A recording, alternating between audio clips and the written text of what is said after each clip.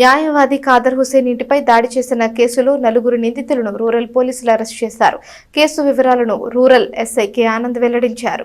ఈ నెల 9వ తేదీన మధ్యాహ్నం కట్టేవరం గ్రామంలోని అయ్యప్ప స్వామి గుడి రోడ్డులో ఎదురెదురుగా వస్తున్న ధర్మరాజుల చెన్నకేశవులు అలియాస్ చెన్నయ్య, న్యాయవాది ఖాదర్ హుసేన్ మధ్య వివాదం ఏర్పడింది. అనంతరం చెన్నయ్య పలువురు వ్యక్తులకు ఫోన్ చేసి ఖాదర్ హుసేన్ ఇంటి వద్దకు రప్పించాడు.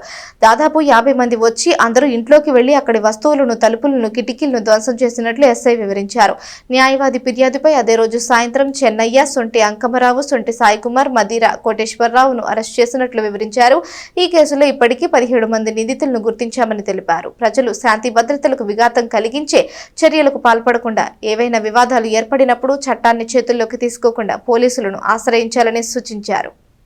తెనాలి రూరల్ పోలీస్ స్టేషన్ పరిధిలో కట్టేవరం గ్రామం అయ్యప్ప స్వామి గుడి రోడ్లో 9వ తారీఖున ఈ నెల 9వ తారీఖు ఆదివారం మధ్యాహ్నం 1 గంట సమయంలో ఇందులో ఫిర్యాది అయిన అడ్వకేట్ గారు షేక్ సయ్యద్ హుస్సేన్ గారు అవతల బైక్ మీద ఉన్న ధర్మరాజు చెన్నకేశవులు అనేవాళ్ళు వచ్చి తగులుకోవడం జరిగింది.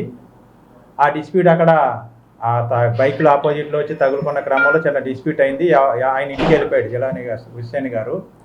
అయితే ఈ చెన్నకేశవులు అని ఆయన అతని అనుచరుల్ని, అతని స్నేహితుల్ని, బంధువుల్ని సుమారు నాకు 50 మందిని తీసుకొని ఇతను ఫిర్యాదు ఇంటి మీదకి వెళ్ళి కిటికీ అద్దాలు పగలగొట్టి, తలుపులు పగలగొట్టి ఆ ఫిర్యాదు ఇంట్లో ఉన్న ఆడవారు అడ్డుకుంటున్నా కూడా లేడీస్ని కూడా లెక్క చేయకుండా దౌర్జన్యం చేశాడు.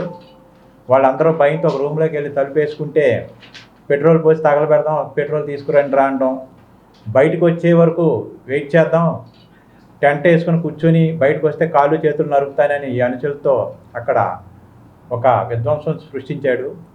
దాని మీద ఇది తెలిసిన ఫిర్యాది స్నేహితులు, బంధువులు, అడ్వకేట్లు కూడా వెళ్ళారు అక్కడికి.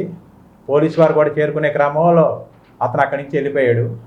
దాని మీద ఫిర్యాదు వచ్చి మనకి జరిగిన ఈ ఖాదర్ హుస్సేన్ గారు మనకి జరిగిన సంఘటన మీద కంప్లైంట్ ఇవ్వడం జరిగింది. దాని మీద మనం కేసు రిజిస్టర్ చేసి దర్యాప్తు చేశాం. ఈ లభించిన ఆధారాలలో ఈ ధర్మరాజుల చెన్నకేశవులు అని ఆయన ఏవన్గా ప్రూవ్ అయ్యాడు. ఇతనితో పాటు వీడియోలో ఇంకా 17 మందిని మనం ఎస్టాబ్లిష్ చేసాం. ఇంకొంతమంది ఇంకా ఉన్నారు, వాళ్ళని కూడా ఎస్టాబ్లిష్ చేస్తాము. వాళ్ళందరినీ కూడా ఈ కేసులో అరెస్ట్ చేయడం జరుగుతుంది.